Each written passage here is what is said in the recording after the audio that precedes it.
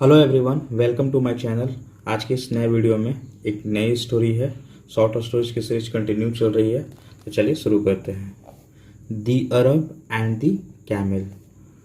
तो अरब वहाँ के लोगों के लिए है जो अरब में रहते हैं। अरब जो देश है वहाँ के लोगों के लिए दी अरब बोल रहे हैं। और कैमल, कैमल मतलब हो गया ऊँट। तो एक स्टोरी है कैमल और अरब के बीच की। चलिए शुरू करते हैं। A man was once about to set out for a long journey across the Arabian desert। पहले हम लोग इसका मीनिंग देख लेते हैं। About to का मतलब होता है लगभग, set out का मतलब होता है शुरू करना, लॉन्ग जर्नी मतलब हो गया यात्रा, और डेजर्ट मतलब हो गया मरुस्थल। तो चलिए, एक आदमी जो था शुरू करने ही वाला था। वाज वंस एक बार, एक आदमी एक बार शुरू करने ही वाला था। क्या? लंबी जर्नी मतलब लंबी यात्रा। किसमें? तो अराबियन रेगिस्तान में वो एक लंबी यात्रा अपनी करना चाहता था, शुरू करने वाला था। सेट आउट मतलब होता है शुरू करना। तो ये वाज है तो यहाँ पास्ट में चला गया, तो शुरू करने वाला था। इस तरह से हम लोग इसका सेंस लगाएंगे। बिफोर लिविंग मतलब घर छोड़ने से पहले या यात्रा में जाने से पहले। He spent quite some time preparing his luggage. उसने अपना स्पेंड का पास्ट फॉर्म है तो बिताया, उसने बिताया क्वाइट सम टाइम कुछ समय।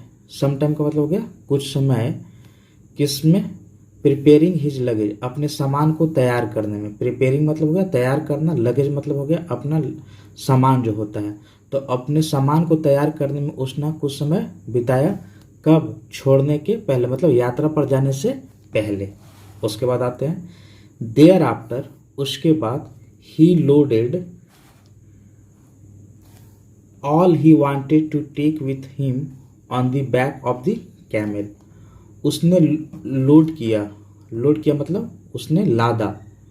लादना होता है, लोड मतलब होता है लादना, वजन लादना। तो लोडेड है यहाँ पर, पास्ट है तो लादा, उसने वजन लादा, सभी चीज़ों को लादा। ऑल मतलब सारे सामान को लादा। He wanted to take with him, वह चाहता था जो अपने साथ ले जाना। उन सभी चीज़ों को क्या किया उसने उस पर लोड किया। किस पर? On the back of the camel, camel के पीठ पर सारी चीज़ों को उसने लादा मतलब वह उस पर रखा। वेन द प्रिपरेशंस फॉर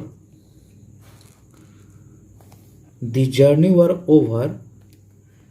अब देखिए, हम वेन समय दिखाता है टाइम, कि जब प्रिपरेशंस मतलब तैयारी हुआ किस चीज़ के लिए? फॉर के लिए, किसके लिए?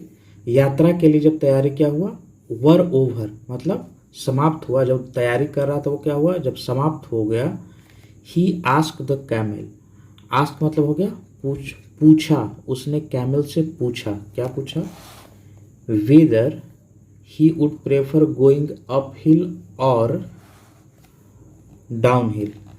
उसने उससे उसकी वेदर यूज कहाँ पर होता है? उससे किसी से अगर आप राय जानना उसका चाहते हैं, दो ऑप्शन दे रहे हैं उसके पास, तो आप वेदर का इस्तेमाल करते हैं। तो उससे पूछा कि क्या तुम पसंद करोगे, क्या तुम पसंद करोगे। प्रेफर मतलब हो गया पसंद करना। गोइंग अप हिल मतलब ऊपर की ओर चढ़ते हुए जाना, या डाउन हिल या नीचे की ओर जाते हुए। नीचे की ओर मतलब डाउन हिल मतलब हुआ नीचे की ओर जाते हुए। ढलान पर चलना पसंद करोगे, या जो अप हिल है मतलब ऊंची जगह है उस पर चलना पसंद करोगे। इसने कैमल से पूछा। The camel listen to him carefully, camel ने उसकी सुना मतलब उसकी बातों को सुना। ऊंट ने काफ़ी ध्यान से, केयरफुली मतलब क्या होगा? काफ़ी ध्यान पूर्वक। एंड और calculated the weight put on him, और कैलकुलेट मतलब होता है नापा तोला, गणना किया मतलब उसने वेट क्या? अनुमान लगाया। यहाँ पर कैलकुलेट किया जो उस पर रखा गया था। उसने वजन का कैलकुलेशन किया, माने गणना किया कि कितना उस पर वजन रखा गया है।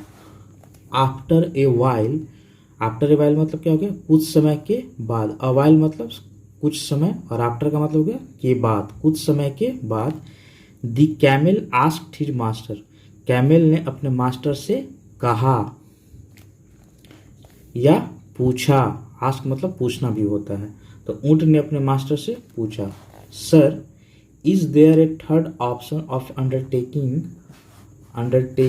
अ जर्नी स्ट्रेट, श्रीमान क्या कोई तीसरा रास्ता है, क्या कोई तीसरा रास्ता है, इज है तो इज यहाँ पर हम लोग क्या करेंगे, क्या कर देंगे, क्या कोई तीसरा रास्ता है किस चीज़ का, of undertaking a journey straight मतलब जर्नी को सीधा शुरू करने का कोई तीसरा रास्ता भी, अंडरटेकिंग मतलब होता है शुरू करना, अंडरटेकिंग अ जर्नी स्ट्रेट मतलब जर्नी को सीधा शुरू करने का कोई तीसरा रास्ता भी है।